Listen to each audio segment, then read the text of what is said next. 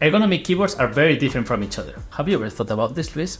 Actually, in 8 years designing keyboards, I've never realized this. Why is that? Let's talk about it. When designing ergonomic keyboards, there's two big categories of keyboard features. One has to do with the layout, and the other one has to do with the height. So maybe we can start with the first one. Okay, so the first one is to talk about the difference between columnar and staggered. Why is good, why is bad? So what do you think? Do you see, apart from, of course, one is staggered, the other is columnar, would you say there's any pros or cons that both of them have? So the thing about staggered keyboards is that the layout is inherited from the typing, the typewriter. Mm-hmm. And it was because the keys needed to be staggered, so they make the mechanical connection to the... Yeah, so it wouldn't jam, right? So it wouldn't when they're exactly. typing fast. Mm. And then electric typewriters were designed like that, and then keyboards were designed like that, so and then we never changed that. Yeah. So, but the thing is that has been the standard for years and years and years, and everybody is used to that. To the point that this standard is in the phones. The phones don't have keys, right? But they have this software, this keyboard, and it's the QWERTY keyboard. So. Yeah, and it's still staggered. Yes. We don't use grids. Well, we did use grid for a moment when we had the numbers, not only the numbers, but when we have, the BlackBerry, the original BlackBerry, it was still staggered. But the big advantage of a staggered layout is that you already know how to use it. So you're used to it. So it's a matter of muscle memory. You've developed that muscle memory through the years. So that's the main advantage, that it doesn't require an adaptation. I wouldn't call it an ergonomic feature, but I would say that an ergonomic keyboard that is staggered is easier to start using. Okay. And I think this is a good point, because something can be extremely ergonomic, but if it's very difficult to use, it doesn't matter because people won't use it.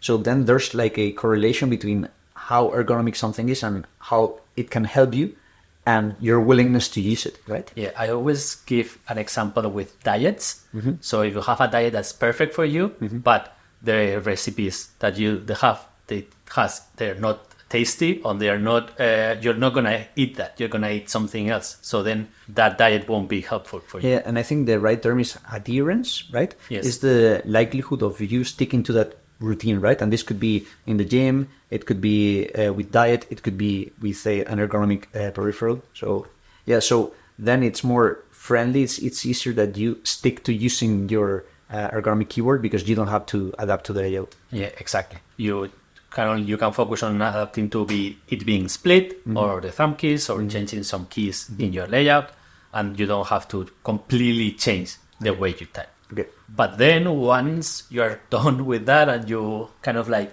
learn all those features and you say, okay, what's the next step? Then I think is when Columnar comes in. I was skeptical when I tried Columnar first, but I would say Columnar is more comfortable.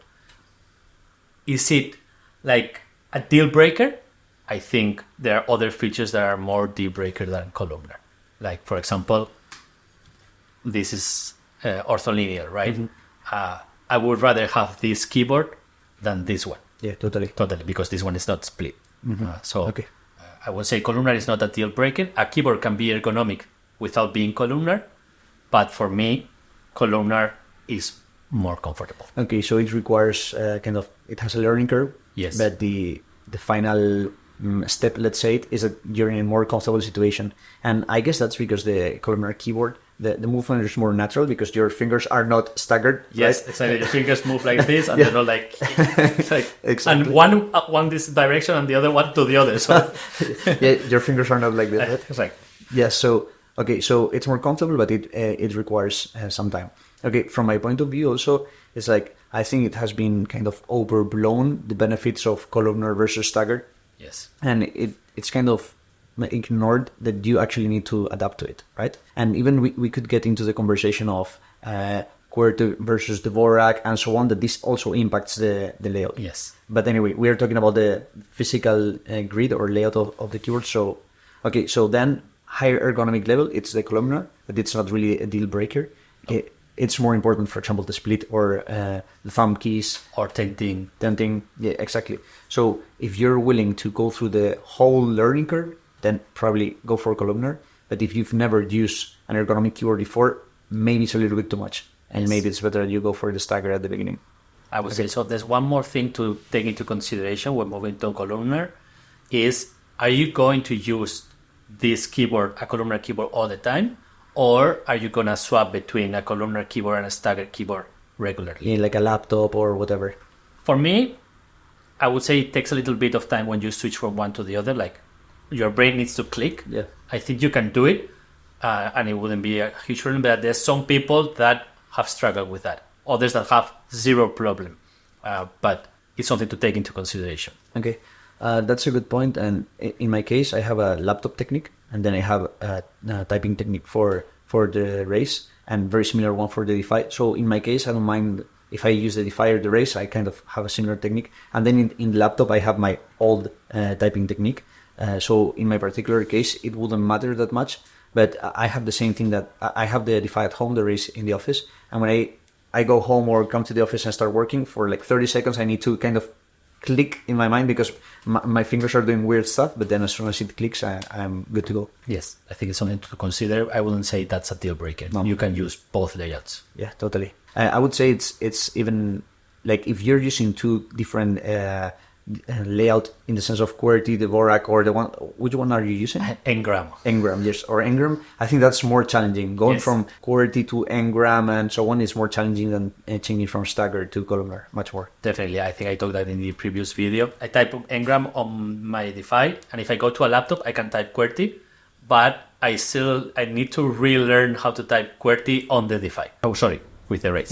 Yes. Number keys. This is an interesting one. So let's start with Staggered. That maybe is kind of the easier one. Yeah, let's do like an ergonomic journey for the most keys staggered and then the fewer keys. Yeah, it's more on the columnar side. Yes. Yeah. Okay. So here we have a Mistel Barocco, and here we can see that it has it's a split keyboard, and it has the F keys and the arrows, right? So this would be a 75% keyboard, and if we compare it with the race, this is a 60% keyboard that it doesn't have F keys, arrows, or this column here, right? So if we're thinking about friendliness in the sense of how easy you're gonna get used to your keyboard, this one it will be easier to get used to, right?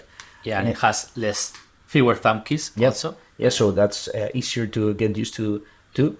But at the same time, like the amount of how much you can progress in your ergonomic keyboard, in your ergonomic journey with this keyboard is lower than, let's say, in the race, right? Yes. Because if you want to use your layers, probably you will need to hit the Fn key, and this is not ergonomic. Like trying to, like you can hit it with the thumb, you have to move your hand. So if you want to do any kind of combination, it's gonna be difficult, right? On the other hand, on the race, you have your thumb keys, so you can hit the thumb key, and for example, you can hit the thumb key, and here this could be the arrows already.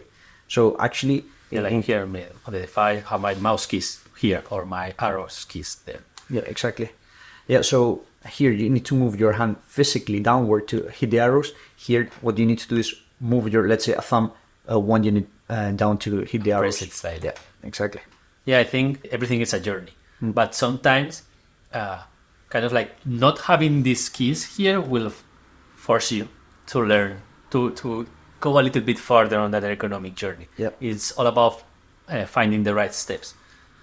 For some people, their mind cannot take the risk of going to a keyboard that doesn't have F keys because they need their F keys, like it's critical. But probably if they get this keyboard and then they start using layers, but here it would be uncomfortable. Yeah, much more difficult. They might jump to, okay, I can really work without it. The same way that, for example, here I'm learning to not use my number row. I have my number layer here.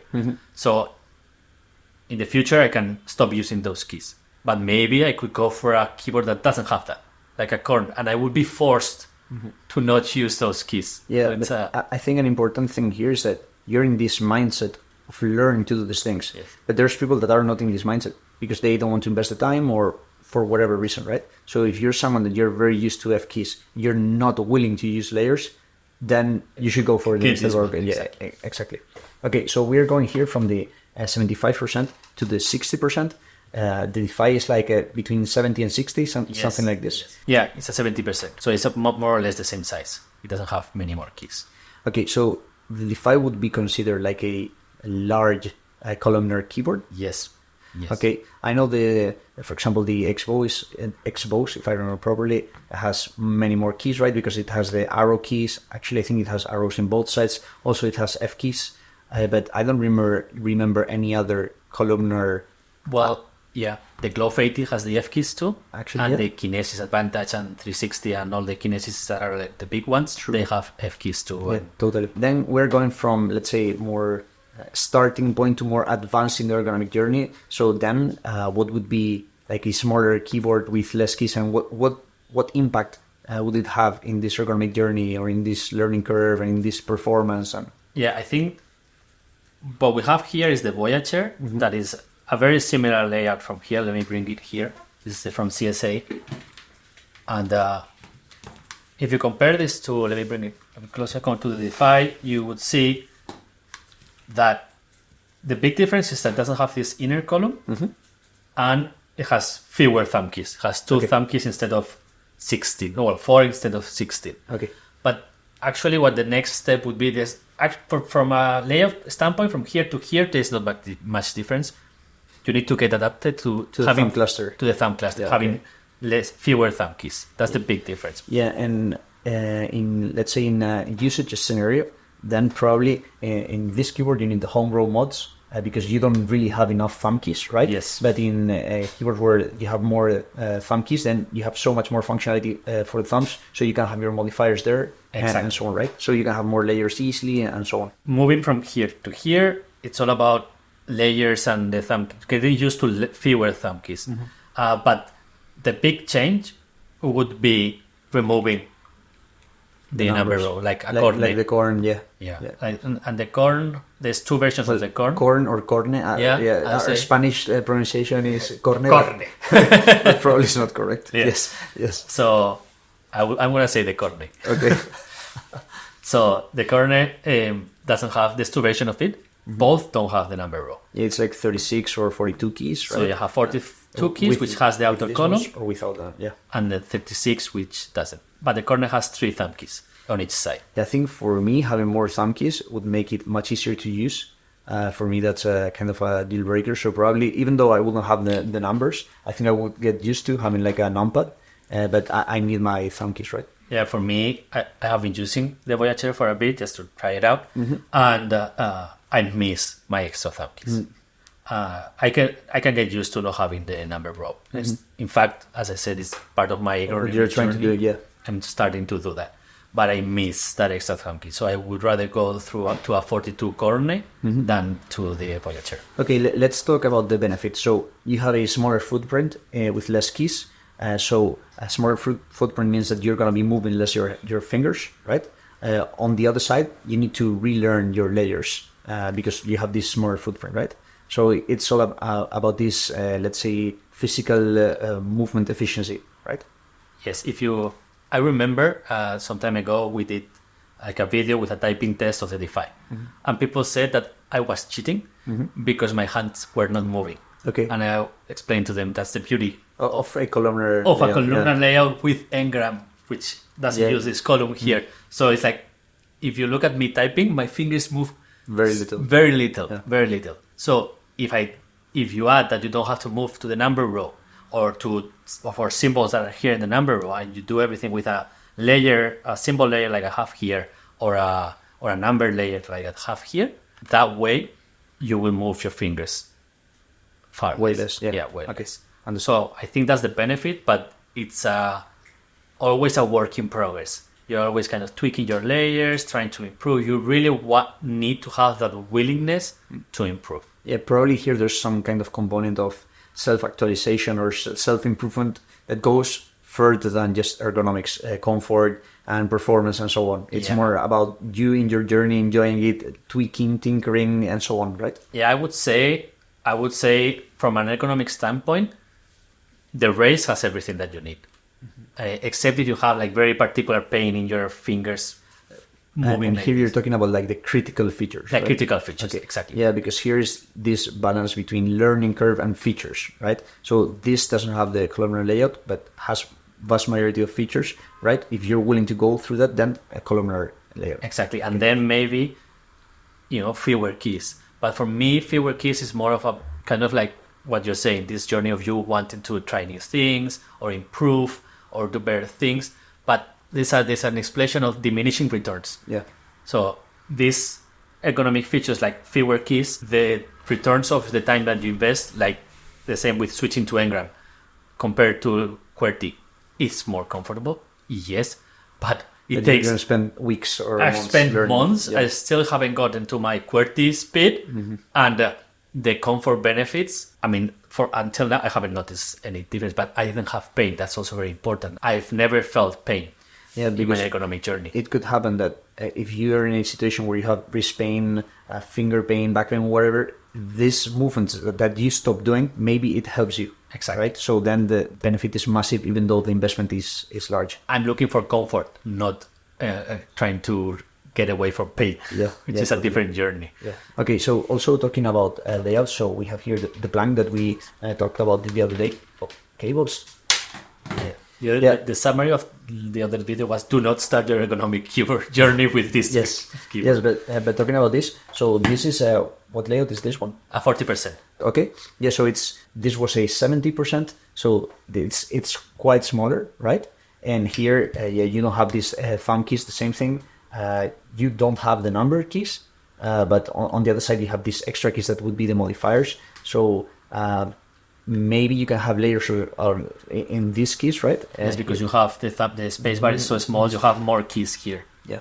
Anyway, so you can also go this route, but again, less keys, and in this case, a questionable amount of thumb keys, right? Because it's kind of difficult to use them properly. But yeah, the benefits of having less keys that we've discussed. Yes, and also being columnar has a small benefit. But yeah, when I think the other day we discussed when it's together, columnar is not much better because of the way you need to place your hands. Yeah, I would say this is more about portability because of and also it's kind of like this aesthetic of the perfect grid that also looks nice. Yeah, exactly. It looks nice. Yeah. So before, when we showed the Voyager, we were talking about the number of thumb keys, and I think that's also very important when talking about ergonomic keyboard layouts, because number of keys and number of thumb keys are related, and also the way the keys are disposed and how the keys are located. Yes, and the pink stagger, and everything is kind of connected. So maybe we could talk a little bit about thumb keys and thumb key design. Yeah, so we have from the, let's say, minimal approach, right? Just one split it in half. Yes. Also, maybe this would be in the area, right? Because you cannot go too deep, right? Also, we have the Voyager with just a couple. And then we enter, like, the next step probably would be, so you have Moonlander. Yes, Moonlander has 4 on each side. The Race has 4 on each side too. And we also have the Kinesis Advantage, which has 6 per side. 6 per side. Yeah. And then the kind of the higher spectrum, it's this one with the Defy with 8 on each side. So the designs are vastly different between all these keyboards, and I think it's interesting how different keyboard designs went in one direction or another one.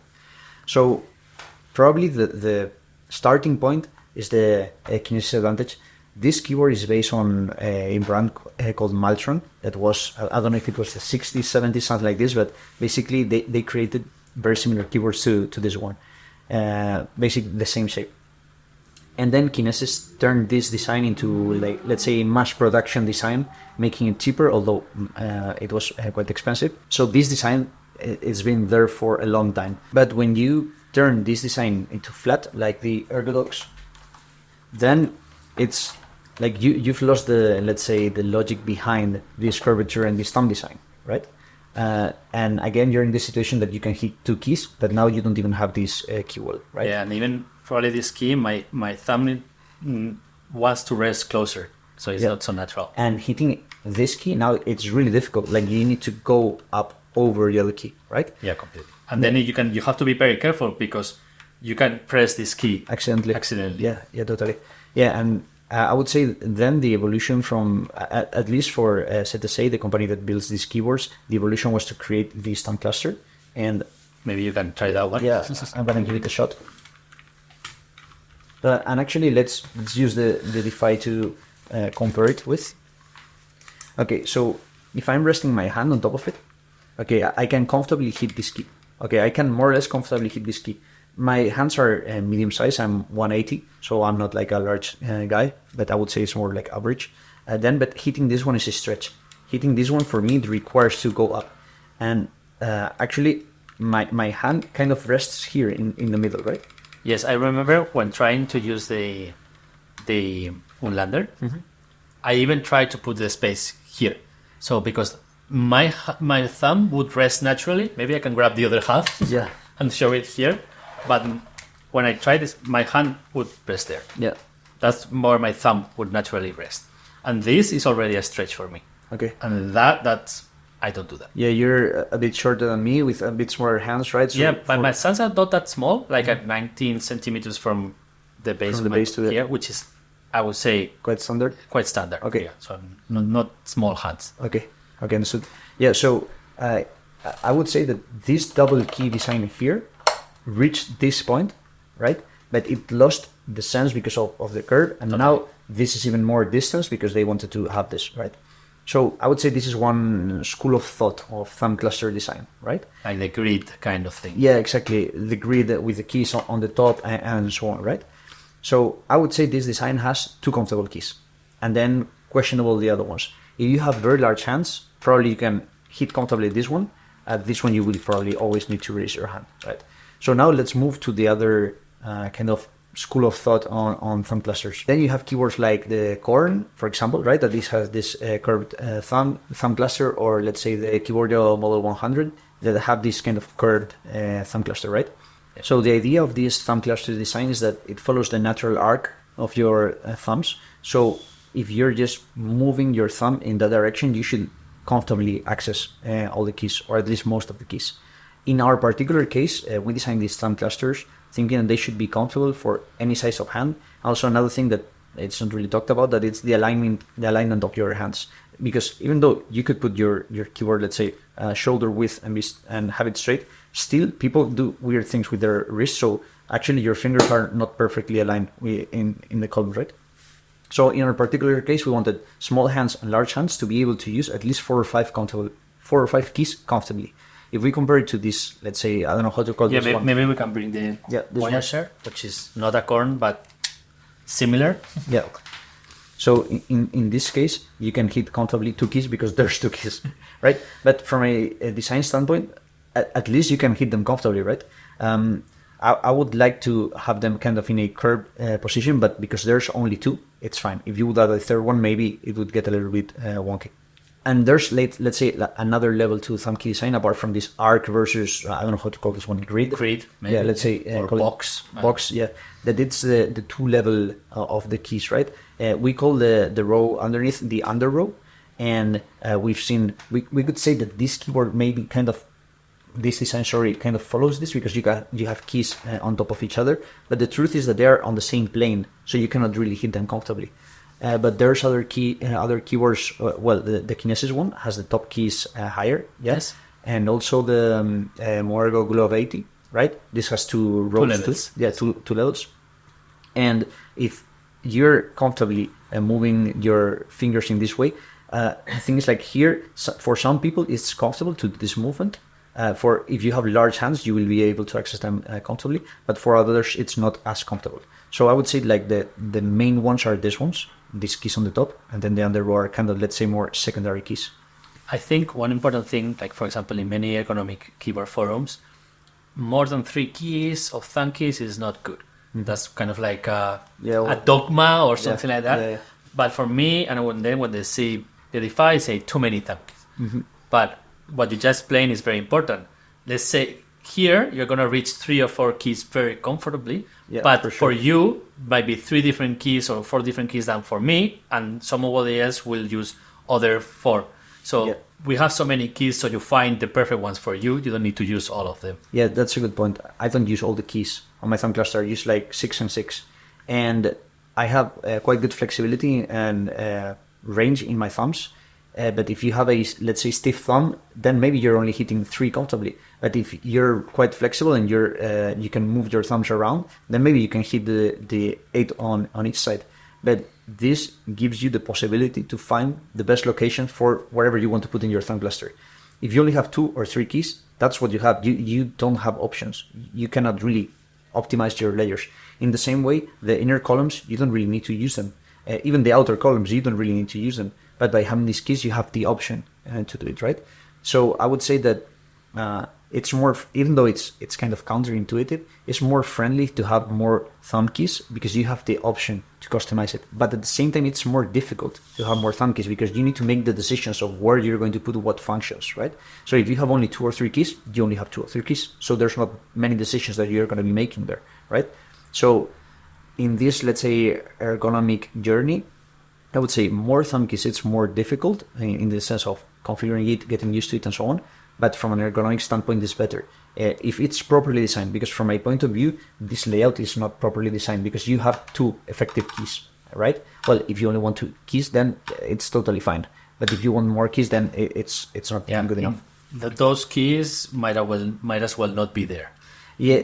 Well, you could say it's like extra keys that you will need to raise your hand and hit it. So it's more like it's not easy access comfortable, right? It's more like, for example, if for me these keys here are the comfortable ones, and I need to move my hand to hit this one, I would put this key like similar to this one. Exactly. Right. Exactly.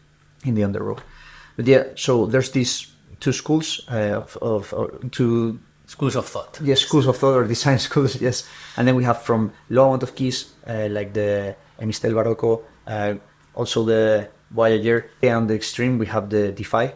And it's interesting to understand where different keyboard designs are coming from. Like the ZSA keyboards are coming from copying the Maltron that was copied by Kinesis, and then the ErgoDocs was an open source design that they started producing, and then they went into the Moonlander and then into the Voyager. In our case, we are coming from, okay, what's the range of motion of your thumbs? How our hands move naturally? And then we moved into the direction that other keyboards like the Model 100 from Keyboardio have the same kind of design and so on. Yeah, I will also kind of bring the Race 2 into the conversation. Yeah, actually, because it has that's a great point, yes. Interesting approach for the thumb cluster. Maybe we want it flat for the demonstration? Yeah, that's a great point because this thumb cluster is weirdly comfortable. You know? And it has like a mix. It looks like a grid, but you kind of use it like if it were a curve. Yes, totally. So accessing this two, it's kind of if it's curved, right? And then this one too. So these 3 here, it's kind of like it's curved. It's an arc. Yeah. The thing is like the area of your finger that you use to hit the keys is different. So it doesn't follow this arc naturally where you're hitting every key with the same area of the thumb, right? So in my case, I'm hitting this one more with the tip and then this one, but the lower one I'm hitting in more, I don't know how to call this area of the fingers, but kind of in the center of the finger here. That it's also similar to how I would hit a spacebar in a regular keyboard, right? Yes. And then let's say the uncomfortable key is this one, the inner one, where you have to actually flex your... that fingers. One I cannot reach comfortably, but other people have really good thumb flexibility inwards and they can reach it. Yeah, and there's another thing is like this keyboard was designed so people could play games in a comfortable way, right? And there's a few features that people don't really know, but are gamery features, let's say. And one of them is this area here. And this is because gamers usually put the index 1 unit to the left. Yes. Yeah, because they're pinky, they want it to for shift, control, and so on. If you do that and you move one unit to the left, your hand, then your thumb also moves 1 unit to the left. And then you're probably going to be accessing this key and the lower one comfortably. Yeah. So that's why it's there. Yeah, exactly. So even though it's like, oh, why this key's here? It's difficult to access because there's people that position their hands 1 unit outward. Yeah, that's why the race is wider here. Exactly. There. Yeah, and still you can comfortably use this key. And if you do so, you can actually comfortably hit the 4 ones. So in a gaming scenario, it's even more comfortable than in a regular, let's say, touch typing scenario. But yet, this let's say, thumb cluster design follows the Mistel Barocco, but we split it and then added the under row because we believe that there was space because of this arc that your thumb follows. And we realized that for gamers, this key is actually useful too, because you're moving. For those gamers that use the pinky in the caps lock, shift, and control, they're moving their hand. Yeah, the traditional WASD. Yeah, the WASD. Yes, exactly. That's it, correct. I think one more thing that we need to mention about thumb keys that is quite overlooked is the shape of the keycaps. Yeah, totally. Like, if we go back to the Kinesis, which I keep bringing back from the chair, you can see that this Maltron, and then this Kinesis, and then the ErgoDogs and the Moonlander use concave keycaps, like normal, regular keycaps that have this kind of shape. And that means that moving from one keycap to the other, it's a little bit more difficult. It's a bit more difficult, and it scratches. It scratches your finger a little bit. Yes, with the. I must say, I would give some props to the Kinesis people. That one because at least there's some levels of height between the keys, right? And they're also a little bit slanted, if you notice. Yeah, exactly. So maybe the shape of the keys is not ideal, but at least the position, the height are a bit better. But if we compare them to basically the rest of the keyboards, it's like you're gonna be hitting on the edge because like your finger doesn't move this way, right? So I will be hitting on the edges of the key, and this is uncomfortable. And moving from one key to the other, you kind of drag your finger and you kind of scratch your finger from with the keys. Yeah, and actually, if you're trying to hit this one or this one, you're gonna be hitting it on an angle, so you're gonna be hitting on the edge of the keycap. Exactly. So if we compare this with the Defy and the Race, we designed this key so it's easy to transition from one to another. Instead of concave, they are convex. Yeah, so instead of like this, they're like this. Exactly. Awesome. In the Race, this is like if we flip the spacebar, and it's so much it's easier. But on top of that, we made the edge rounded. So when you're gonna be hitting it, it's smooth. Same with these keys. It's really easy to transition from one to another. And then with the Defy, the same thing. We made it in a way so you can kind of slide over the keys, and you can know where the edge of every key is because it's comfortable. And how to say it? There's enough resolution. Let's say that's proper English, but your finger is quite intelligent. The sensitivity is in the finger, in your skin. It's enough to know where the keys are located, right? So it's easier to navigate. It's easier to hit. It's more comfortable instead of hitting on the edge of keys. Yeah, and we added this little rounded edge. No, the little bump. The little bump, so like you can homing bump. Exactly. So you can locate your finger. And I must say, at the beginning, that was really useful. With time, your muscle memory you get used to it. You get used to it, and for me, this thumb cluster is. I mean, I'm biased, but yes, we're biased, but we love it. Yeah. Yes, exactly. I'm biased, but I love. Okay, there's another topic that is pinky staggered. Yes. Right. So pinky staggered is a topic that it's rarely discussed. But it only affects Columnar keyboards. Yeah, because staggered are standard. Yeah. Pinky staggered is important because there's a direct relationship between your pinky and your thumb, right? Because the higher that your pinky is, the lower that the arc of your thumb is gonna be, and the opposite, right? So if your pinky staggered is very aggressive, your thumb is gonna move more kind of horizontal, let's say, in this direction. You're gonna go like this. Yeah, exactly, because the arc you're describing it, let's say, like this instead of like this. So in keyboard design, I've seen keyboards that have or aggressive thumbs, let's say the inclination, or aggressive pinky staggered that it doesn't make sense. But in this case, when we were designing the Defy, we kind of analyzed hands and how they move and how the thumbs move and the position of the pinkies, and we said, okay, this is the ideal arc for the vast majority of people. So could we have a kind of more aggressive pinky staggered? Yes, but then we will need to change the arc, and then it would be more difficult to hit other keys, right? Okay, so in the case of the Moonlander, it has a fairly low pinky stagger, so it's not aggressive. So having the thumb cluster pointing downwards makes sense, but this one is even too aggressive. So probably it would benefit of being a little bit more horizontal. So and I've seen in these custom builds that people say, oh, I really want a very aggressive pinky stagger. But they don't change the inclination of the thumb cluster. Yeah, exactly. And then, it's, let's say, suboptimal, right? But there's a little bit of dogma maybe in this. Yeah, like pinky stagger is better, more pinky. In fact, the Defy has a little bit of more pinky stagger. A little bit more, yes. And then you compare to the Voyager, I think it has a little bit more pinky stagger than the Moonlander. Yeah, a little bit less than the Defy, a little bit more. Yeah, and because it's two keys, it's fairly comfortable, right? Yes, exactly. Yeah, I think that this kind of composition of thumb cluster and pinky stagger makes more sense than on the Moonlander. Yeah, but also it has to do with only having two keys, right? Because if you have the third one, you will be in an awkward situation. And also we were talking about pinky staggered, but another topic is, I'm not sure if index staggered is correct. We can see that the U column and the Y column have a different alignment. And this makes sense if we think about the index moving left, right? So this movement is more comfortable, but it makes it so that your thumb is lower. And that's a reason behind us making it straight in this. Yeah, that way our index are and the column next to it are not staggered between them. Yeah. Here they are a little bit staggered.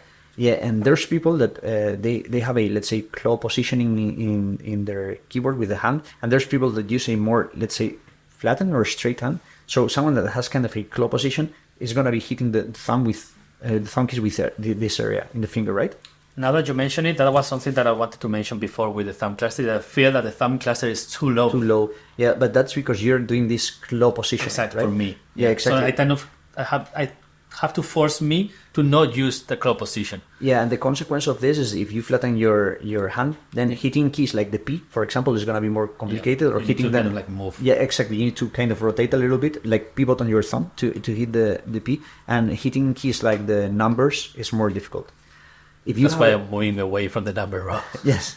So if you're a tall person or you have large hands, probably you'll be completely fine. But if you're more on the smaller side, or you have this kind of claw positioning, then it's going to be more uncomfortable because the secondary index column pushes the thumb cluster down.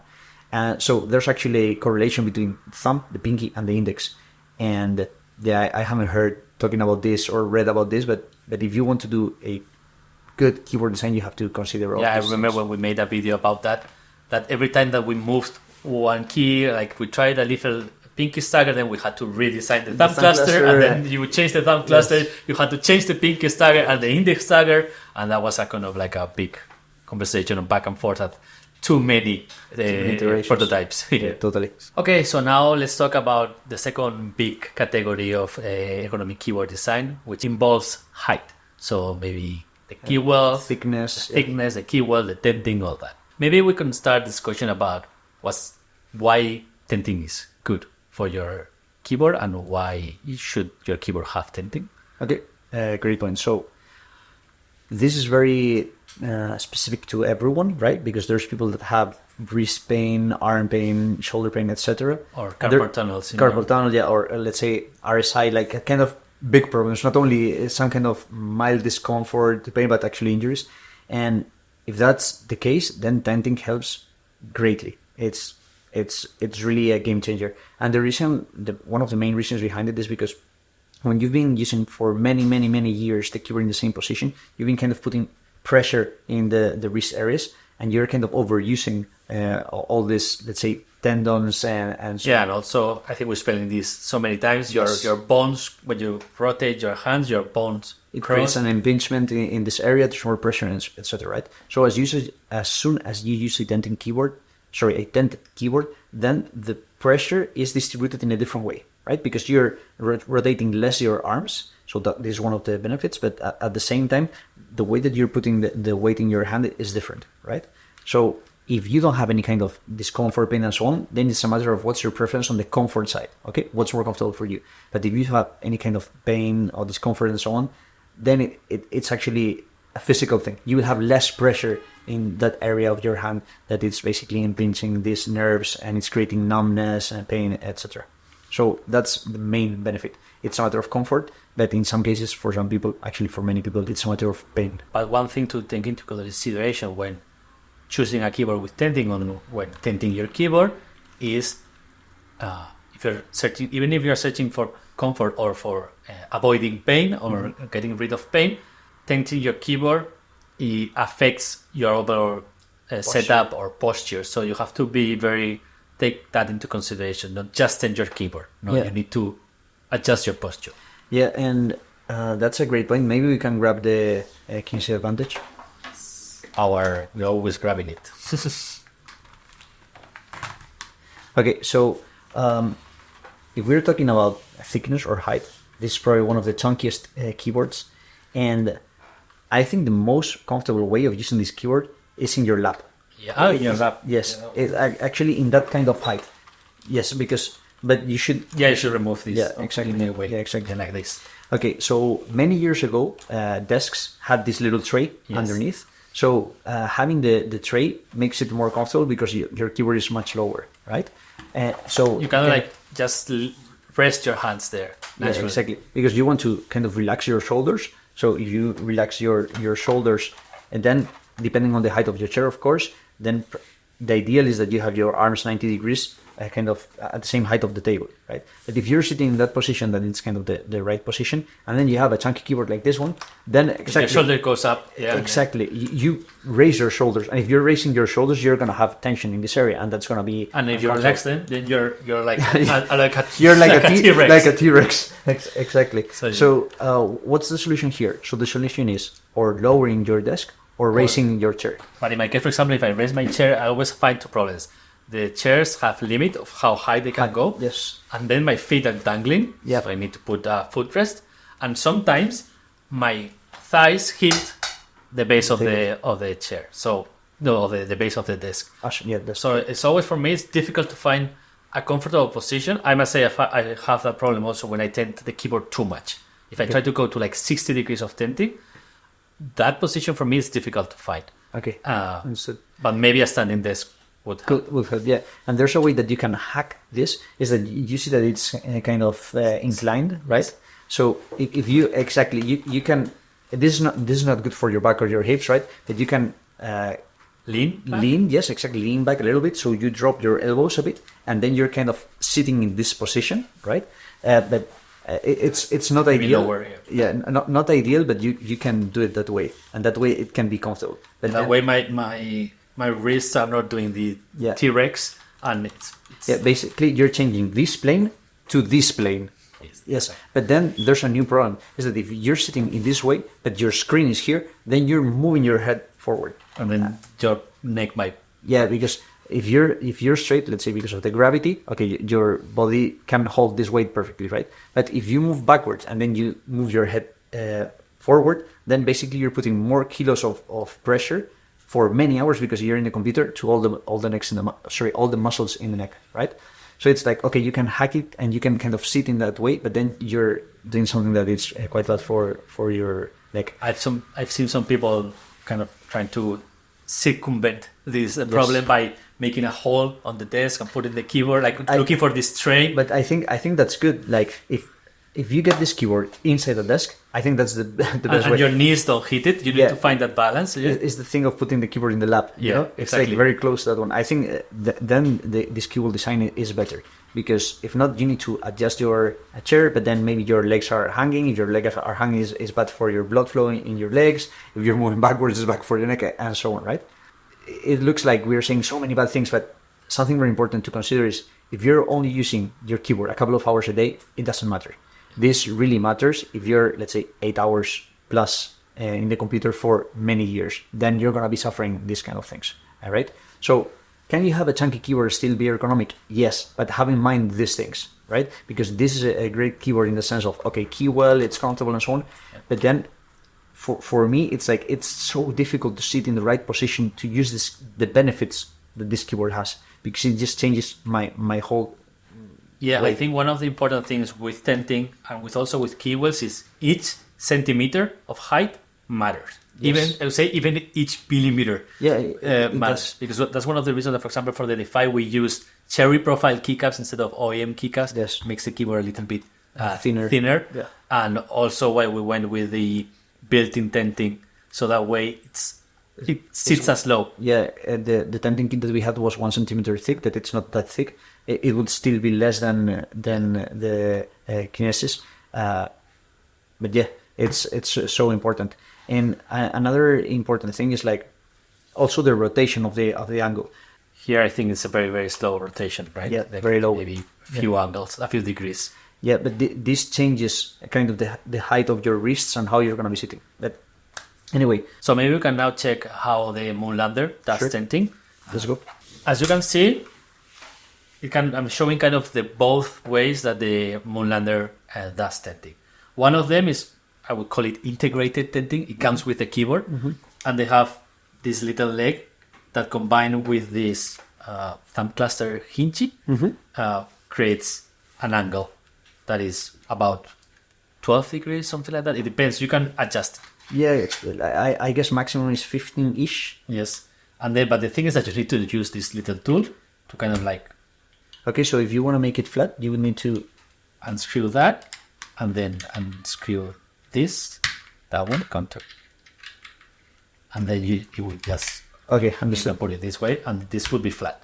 Okay. If you want to use tenting, you kind of find your position, And then screw it again. and then screw it into place. Okay, but this tenting kit, if you want to tent your keyboard, you're changing the position of your thumbs. Yes. So the thumb cluster is located in a way that it's comfortable for large hands, but if you bend it downward, it's even for larger hands. Yeah, it kind of, the more you bend it, the more higher your tenting angle, the farther away the tenting goes. Yeah, because- the thumb cluster goes. Yeah, because your hand position, kind of your thumb gets further away from... Exactly. Okay, understood. Exactly. So that's one way, and you can, that comes with the keyboard, and you can do up to 15 degrees, but you have this problem of Okay. the thumb cluster being different. And that's one. And then the other one has like, I think they call it the platform. Okay, It is something that you, like a metallic thing, so you attach it. Okay, you have to screw it screw here, it. Okay, and then it's a piece Yeah, of metal like a with a hinge. hinge. Okay, Yes. understood. And then here, I don't know, you can see it in the camera, but there are several positions, but you can choose whatever you want. This is just a guide. You choose, the closer you put it here, the higher the angle. So this is the highest angle. Okay, And you have to, okay. I will hold it so it doesn't slide. you need to kind of screw it into place with this, Okay. with the Allen key. Sorry. Here you go. And then you kind of put that there. Okay, So that would be the highest tenting angle, which I would Okay. say is 45. I would say. it's Maybe you can put quite high. Yeah. 45 on the Defy, and we can check it. Okay, 45 degrees. So let's Just put put it next to that. for the camera. Yeah, it kind of 45. looked like 45 degrees. Okay, my Your sense. my teacher, my math teacher, would be proud. Okay, so with this design, I would the good thing about using this bit is that now you don't need. Okay, this is always you can straighten it. can straighten it. So now your thumb Okay. acts like the flat version. Okay, understood. So maybe I can show it here, or maybe well I have it. But you have camera. a camera in the front, yeah. Yes, so you can do it. Okay, but I see that now that you're doing this, there's something funky happening with your palm pad, right? Yes, the palm rest is not fixed. Okay, so you cannot fix it. No. Okay, so if this was the flat position before, now it's getting lowered like a couple of centimeters. So you need to either float your hands, Okay. or Okay, but then it's like not having a palm rest. exactly the palm rest doesn't, and then if you try to rest it in the palm rest, then you're doing this kind of like Yeah, like a little bit like the T-Rex. T-Rex position, Okay, understood. a little bit. So I would say it's not useful. The palm rest is not useful in a tenting position. Okay, that's weird because the palm rest is precisely very useful when you're tenting your keyboard. Right? Yeah, that's one of the key things of why our palm rests don't kind of bend Fold. or anything. Yeah, I understand that they were going for this design where they can fold the palm rest and then the footprint is smaller, so it fits in a smaller box and so on. And also, I think with this design, the palm rest makes sense because the angle that here it falls when you have this low tenting angles, it would be better. It would be a bit higher, but it's not crazy. Okay. It's acceptable. And then you can fold it, and then you can fold it, and then you can. I need to unscrew this. Yeah, but understood. Yeah, so you can make it. You can make it flat, and then you can transport this, and you can. I think you can remove this. Okay. I'm not sure how, but you But can anyway, remove you can it. unscrew it. Okay, so seeing this whole setup, it feels quite cumbersome to hit the high degrees, and at the same time, you're losing your palm rest. But the palm rest is really important because if you don't have the palm rest, how are you going to be resting your hand, right? And for example, when we were creating the palm rest, for us, it was really important what's the material, because you don't want to slide your hand, because when you're having aggressive degrees, let's say 45, 60 and so on, you need some kind of grip, because if you have zero grip, then all the weight is going down, so then you're holding all the weight of your hand with your arm, but you actually want to rest it, right? The tenting decisions have implications in other sides of the keyboard, like the palm rest, in this case the thumb cluster and so on. When you create these extra connections where you have to fold the thumb cluster, fold the palm pad, okay, maybe you found your ideal position, but now you don't have it anymore. So it's tricky. It is tricky. I'd say that some people in the ergomechanical world kind of like say that you need to flow your hands while typing, but when you're not typing, you need to rest them. The thing is, like, not everything that you do in the computer is typing. Yeah, exactly. Because if you're video editing, you're not really typing, right? And you need to rest your hand. Yeah, exactly. So there's many things that you could be doing that it's not really typing and flowing. And I would say, like, I can imagine how in a standing desk, for example, where you're really straight up and your arms are hanging, like how you could do it, because you can put the desk at the ideal height, right? But when you have an aggressive tenting, like 40 degrees plus, you cannot move your desk downward. That would be the ideal. So you have to do this little cheat that we were talking about raising a little bit your hands, but you can adjust it because, for example, we have one of the people working in Dygma, Chris, and he had an accident and he cannot rotate one of his arms completely. So he uses the Defy 60 degrees, and what he does it, let's put it 60 degrees so you can see how high this is. Yeah. 60 is quite extreme, but anyway, it's quite easy to set up.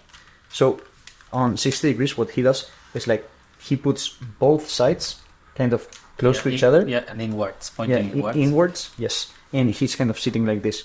And for me, that's not particularly comfortable, but this is how he does it. But he's actually, his arm is, he broke his arm and he cannot rotate. So this is needed for him. But he works in this position like this. And for him, it's super comfortable. Yeah, it's like kind of like we always say, like grabbing a ball. Yeah, like a little bit like grabbing a ball. Yeah. Exactly. Yeah, when you have no tenting, probably this is more comfortable. But the higher the degrees, you cannot just have the same width and rotate like this. Yeah. There's a point that starts being a little bit uncomfortable. So it's a little bit comfortable. You bring them closer together. Yeah, totally. And another thing that I think it's important when we design this the tenting for the Dygma Defy is that it folds completely flat. You fold it. Yeah, like folding it is really simple. Like I just did. I don't know, it took 10 seconds or something like this. And then if you fold this one, I think there's a way that you can find a position where it's flat-ish. Let me try to. Okay, that's flat. Yeah. So it's flat, but it's higher. It's a little bit higher. Yeah, we compare the height. Yeah. So that's a problem that we had in our previous design. Let me bring maybe. So if we look at the OG Dygma race, you can see that our tenting was also higher. That's something that we wanted to improve for the Defy and then also for the race too. Yeah, and it was a massive feat for us because we had to rework the underglow system because we had to create space to put the tenting kit. It is very, even though it was very difficult. Yes, totally. Like the underglow now it's only in the perimeter, and here in the middle there's a battery. So, and we have the PCBs for all the keys, right? So we had to make space and the RF key PCBs. Yeah, and we had to create this little system of legs where you have this, I would say, double leg, this little double leg with this double rod. Yeah, we call it double rods with double legs. Yes, exactly. But something that we're looking for is like, how can we create a good user experience where it's easy to fold and it's easy to adjust and so on? Because when you have to use a tool, okay, you can find your perfect position and that's fine. But if you have to change it or move, then it's quite complicated. There's a lot of people that never move it, so for them it's not important. But we always consider, okay, let's try to figure out the best UX. Maybe sometimes we overcomplicate things, but yeah, that was our thought behind it. And then continuing on the tenting side, so then there's keyboards like the Voyager. Wait. Okay, so I think Voyager has some things to make it. I think they're here. Yes, you want these legs to make kind of like a tenting thing. Okay. And then magnetic. Just trust the process. Let me put this away.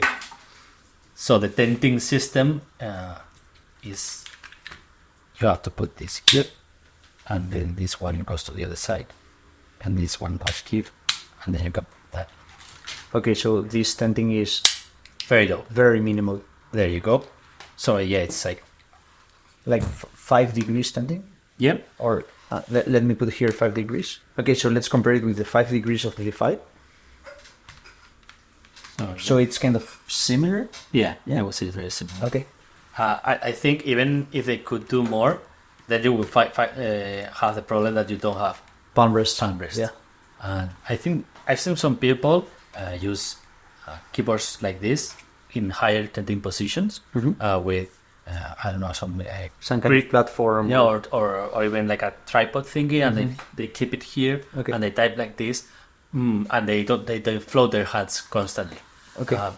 Maybe, but I think that's where you need more adjustment to how you normally type, because normally you would rest your wrists somewhere. Well, I think that's a good point, because if you would raise it this way, then your hand and your wrist will raise. But if you're clipping it to the desk, so this means that the keyboard is like this, then actually it's like lowering the keyboard. Yeah. So if you're putting it like this, then for sure you have a problem. But if you're putting it this way, lowering, you can rest it's like completely parallel, so you don't need to. Exactly. So you don't need to rest your palm, because you're already resting your arm. So, but that's what I meant, that you really need to think how you do it. You really need to think of your posture as a whole, and really think about your biomechanics and how you're positioning.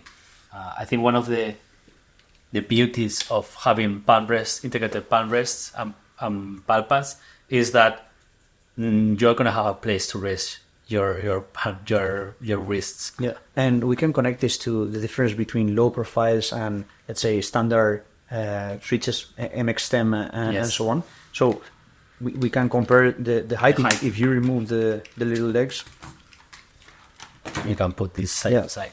Yeah, and you can see it's quite taller. And there's like in a keyboard that has this kind of height, you need a palm rest, right? Yes. But in a keyboard that is a low profile one, you don't really need it, because the difference in height between the palm rest and the keys is very similar to the desk to the keys. Like there's people that are very used to laptop keyboards that would probably love to have something like this. Oh, yes.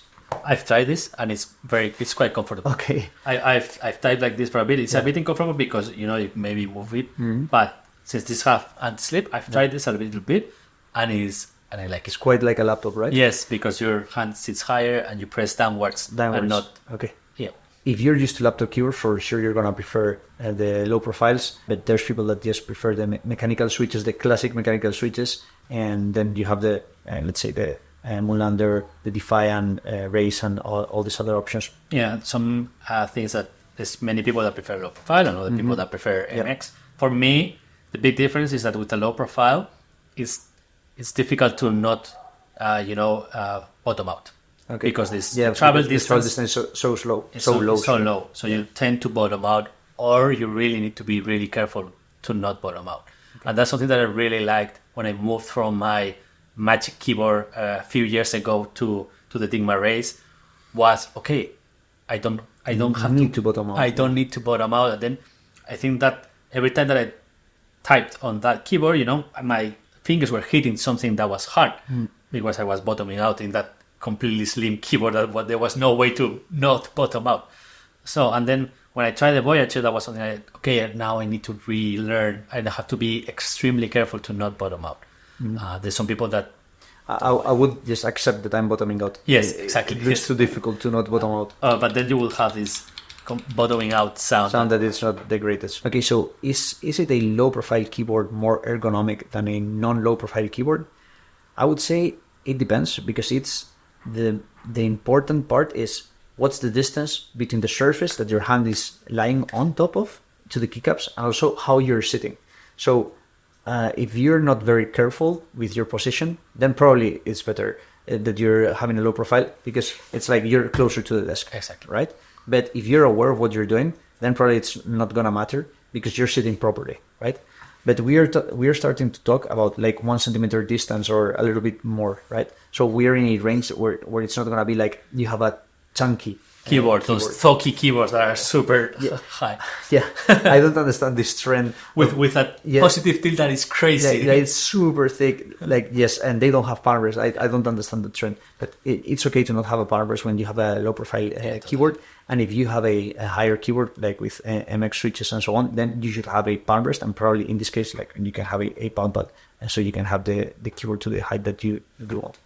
And I also, something that you haven't mentioned, I think it's interesting with a low profile, is when you have a chunky keyboard, like this, and you go with the concave key wall, then if you change the SMX key switches to low profile switches, then you would be able to lower this. Yeah, like the Glove 80. The Glove 80 does that, and I think it kind of like tries to compensate for the height that the key wall gives. Yeah, the key wall gives. Creates, yes. Yeah, so then making it low profile kind of tries to compensate that. Yeah. So it makes sense for kind of like try to go with a low profile to lower totally. that height. One thing that we also haven't mentioned with concave key walls is that there's no commercial hot swappable keyboard with concave key walls. So these are not hot swappable. You can kind of open it and desolder and solder and whatnot. And I think some of them sell versions with no switches, so you can kind of like solder them yourself. But then these other keyboards are hot swappable, which is something that you might like because you want to put your wherever switches that you love. Yeah, because we always talk about the ergonomic journey, and we have never talk about the switch journey. Yes, and I think there is a switch journey. It's quite deep the journey. Exactly. It's some people call it a rabbit hole, but it is. Most people start with something like a linear, like a tactile switch, like maybe a Speed Copper or a Kyle Silent Brown or something like that. I would say they start Cherry Mix Brown. Like no one will accept this, but probably they started with an MX Brown. Exactly. And then they read online that they're scratchy and not tactile enough and so on, and then they go into the rabbit hole. Some people might go linear, some people might go clicky, others tactiles. Clickies are not popular in the realm of the rabbit hole, let's say. No, necessarily. I must say at home I have clickies. Okay. At the office I'm a nice guy and I have silent. Thank you very much. But yes, there's this whole rabbit hole, and the switches make a big part of the experience of typing on a keyboard. Yeah, totally. And even though it's not so much mentioned on the ergonomics, it affects your ergonomics, because if you choose switches that are really heavy to type, it might affect your comfort. Yeah, or totally. Maybe if they're too light, you might mistype. Mistype, yeah. So there's a balance there, and there's a journey to travel, and that's why I like hot swappable, because I like changing my switches from time to time. Okay, so what about we wrap it up here? Yeah, I think we discussed a lot of topics that we could have deep dive into any of them. Even more, yeah, for sure. So if you are interested in any of the topics that we talk, like maybe thumb keys or layouts or concave key wall or switches, wherever, yeah. Anything that we talked about that you said, I would love you guys talking another hour about it. Or maybe you want to say the opposite, like stop talking, please. Please don't talk again. It's too much. You can leave that comment below too. Yes. And I think so. If there's any topic that we haven't discussed that you want us to discuss, then also please leave them in the comments below. And we love to talk about it. It was nice talking to you. Yeah, thank you very much. Well, hope you enjoyed. Thank you. See ya. Bye.